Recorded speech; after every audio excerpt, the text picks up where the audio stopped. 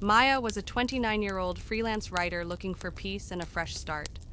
She had just moved into a quiet, aging apartment complex on the outskirts of the city. The rent was cheap, the neighbors were distant but polite, and her unit had a clear view of the sunrise. It felt like the beginning of something good. But almost immediately, Maya noticed something strange.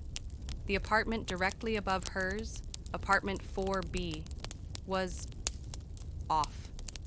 It was supposedly occupied, yet there were no sounds, no footsteps, no music, no conversations, no signs of life at all. It was the type of silence that feels wrong.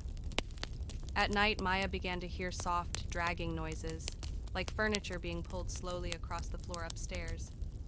Sometimes she thought she heard whispers, but whenever she paused to listen, it stopped. She brushed it off. It was an old building. Old buildings make noise, right? But then, one morning, she woke up to find her front door wide open. She was sure she had locked it. She always did. The next day, her cat, who never left the apartment, was gone. No trace. Growing unsettled, Maya asked the landlord about apartment 4B. He shrugged and said, "Oh, that's Mr. Kellerman, older guy. Bit of a recluse, harmless." But Maya didn't feel safe anymore. Determined to get answers, Maya installed a small hidden camera in her hallway, pointed directly at her front door. That night, around 2:13 a.m., the footage recorded something terrifying. The door slowly creaked open. A tall man, wearing a gray hoodie, stepped into the frame. He didn't enter. He just stood there, motionless, silently watching her door. For exactly 13 seconds. Then, without a word, he slowly closed the door and disappeared. Maya called the police immediately. They conducted a search of apartment 4B. What they found was chilling. The walls inside were covered with photos of Maya, eating, sleeping, brushing her hair, all taken through a small hole in the ceiling directly above her bedroom. In a locked cabinet, they discovered jars, dozens of them. Inside each jar, teeth, human hair, fingernails, some fresh, some old.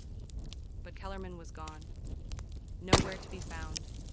Behind a wardrobe in his bedroom, police uncovered a false wall leading to a narrow crawl space.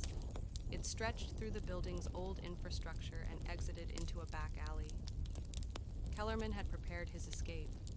This wasn't the first time. There were no fingerprints, no DNA.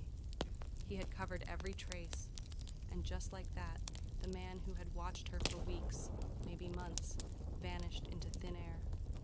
That night, after the police had left, Maya returned to her apartment. On her pillow was a note.